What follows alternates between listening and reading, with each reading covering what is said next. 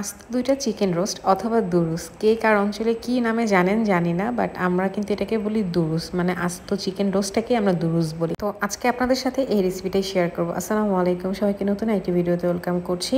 তো এখানে দুইটা পাকিস্তানি মুরগি নেওয়া হয়েছিল 1 কেজির উপরে। এগুলোকে একটু লেবু আর একটু মরিচের গুঁড়া লবণ দিয়ে মাখিয়ে রাখছিলাম। এটা কিন্তু খুব মিষ্টি একটা রোস্ট হয় না, একটু ঝাল ঝাল হয়, যার কারণে একটু মরিচের গুঁড়াটা দিয়ে, আপনি চাইলে ফুড কালার দিতে পারেন, আমি ফুড কালারটা অ্যাভয়েড করে মরিচের গুঁড়া দিয়ে এটাকে কড়া করে ভেজে নিছি। একটু লাল লাল করে কড়া করে ভাজলে আমাদের ভালো লাগে, এই জন্য ভেজে নিছি। তো এরপর আমি এখানে মশলাটা রেডি করতেছি। প্রথমে আমি টক দই নিয়ে নিছি। টক দই বলতে আজকে নিছি গরম দুধের মধ্যে লেবু দিয়ে, মানে দুধটাকে ফেটে নিছি, ওটা ইউজ করছি। টক দইয়ের বদলে আপনারা দিতে পারেন। তারপর এখানে পেঁয়াজ বাটা দিয়ে দিলাম। তারপর সব গুঁড়া মশলা, হলুদের গুঁড়া, মরিচের গুঁড়া, ধনে গুঁড়া, জিরা গুঁড়া দিয়ে দিলাম। এখানে একটা রোস্টের মশলা দিয়ে দিলাম রেডি মিক্স।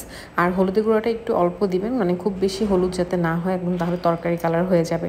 এরপর দিয়ে দিলাম পরিমাণ মতো লবণ। তারপর দিয়ে দিলাম আদা বাটা, রসুন বাটা।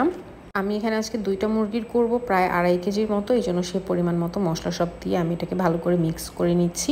এরপর এখানে সামান্য একটু পানি অ্যাড করে মশলাটাকে মিক্স করে রাখবো। এই মশলাটাকে রেডি করে রাখলে রান্না করতে খুব তাড়াতাড়ি হয় আর কি, রান্নাটা খুব বেশি একটা ঝামেলা লাগে না।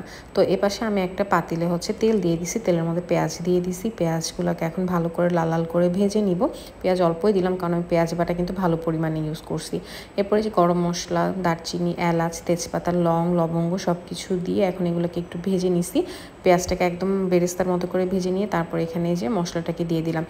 বললাম রেডি করে রাখলে মশলাটা হয় কি, রান্নার সময় আর এক্সট্রা করে আপনার রেডি করতে হয় না, মানে একবার দিতে হয় না, একবারে সব পুরোটা একবারে ঢেলে দেওয়া যায়। এটাকে এখন ভালো করে ভেজে নিচ্ছি, মানে মশলাটাকে তেলের সাথে ভালো করে ভেজে নিচ্ছি। এরপর অল্প অল্প পানি দিয়ে মশলাটাকে আমি 2বার কষায় নিছি, মানে 2বার পানি দিয়ে আমি কিন্তু এখানে মশলাটা কষানো হয়েছে। তো এই মশলাটাকে সুন্দর করে একদম তেল উঠা পর্যন্তভাবে কষিয়ে নিলাম।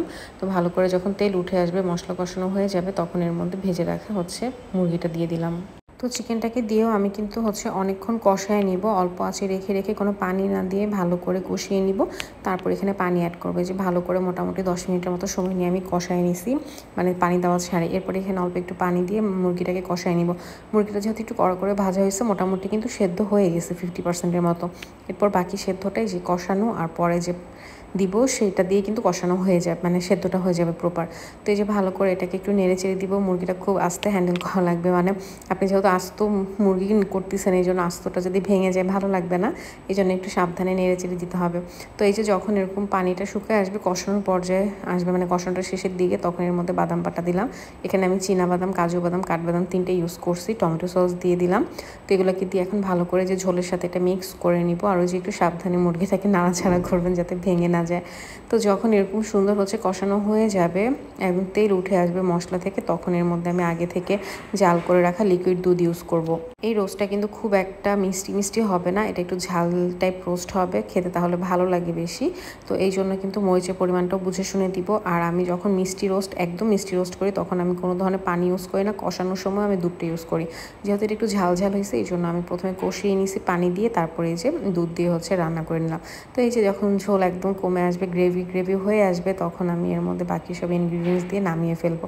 রোস্টটা তো কিন্তু একটু গ্রেভি ভালো লাগে। তো এখানে দিয়ে দিলাম কিসমিসটা একটু বেশি পরিমাণে দিব, কারণ আমার কাছে অনেক বেশি ভালো লাগে।